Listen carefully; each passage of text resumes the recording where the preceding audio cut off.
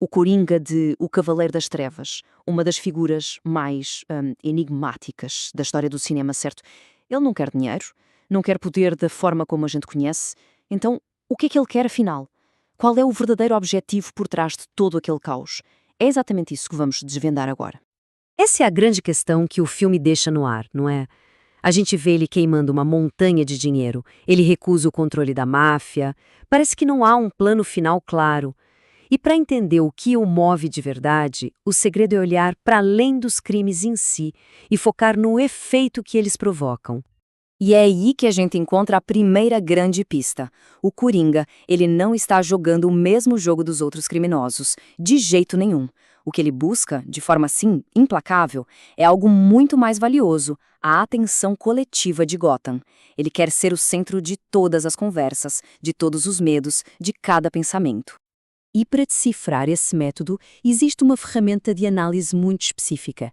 É a lei número 6 de um livro super influente do Robert Greene, chamado As 48 Leis do Poder. E acreditem, essa lei é a chave para entender a estratégia por trás de cada ato que parece aleatório do Corinho. E a lei é bem direta. O poder depende da percepção. O mais importante não é ser gostado, é ser notado. É isso que o Green defende. Ele diz que a invisibilidade, ela leva ao esquecimento, à impotência. É quase como se o Coringa tivesse lido esse manual e levado cada princípio ao extremo absoluto. Essa citação resume a ideia central perfeitamente. No mundo saturado de mídia, quem controla os holofotes controla a narrativa. E isso nos leva a um ponto-chave. O Coringa não está só cometendo crimes, ele está criando espetáculos. Verdadeiros espetáculos, para roubar esses holofotes para si. Ok, mas como é que o Coringa aplica essa lei na prática?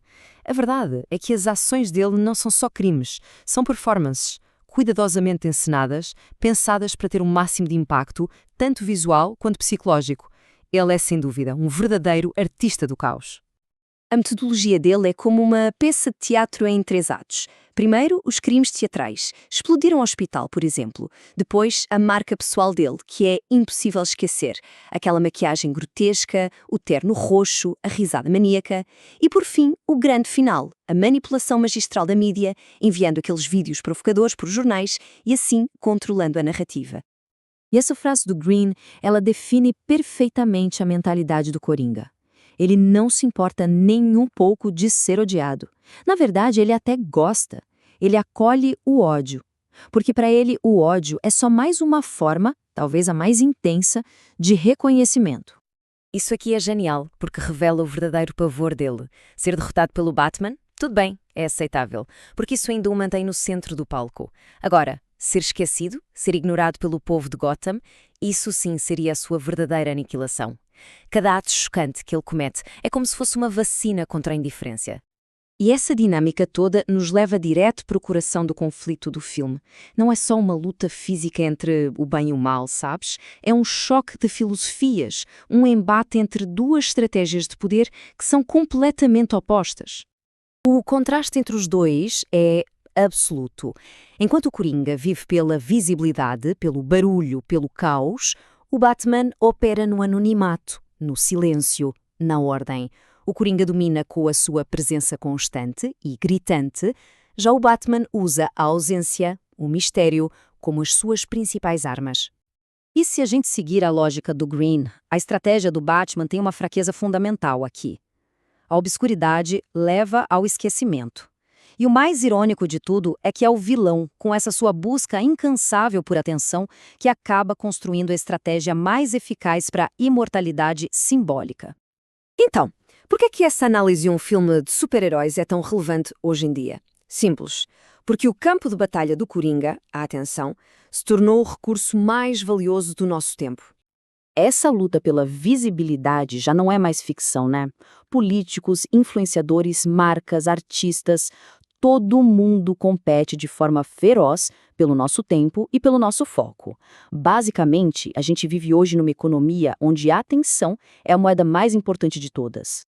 O ponto crucial é este. O Coringa funciona como um espelho, todo distorcido, do nosso mundo moderno. Ele é a personificação extrema daquela ideia que, se não somos vistos, se não falam de nós, é como se a gente simplesmente não existisse. É uma reflexão, sinceramente, até arrepiante, sobre essa obsessão que a gente tem por fama e visibilidade a qualquer custo. No final, mesmo pendurado de cabeça para baixo num prédio, o Coringa está rindo. E porquê? Porque ele venceu a guerra que realmente importava para ele. Ele pode ter sido derrotado fisicamente, mas ele se tornou uma lenda. Uma história que Gotham nunca, mas nunca mesmo, vai esquecer. Ele garantiu a sua relevância para sempre. E isso nos deixa com este último pensamento, que é bem provocador. Numa era completamente dominada pela imagem e pela atenção, essa frase nunca foi tão verdadeira. E a questão que fica no ar é, neste exato momento, quem é que está governando os nossos olhos?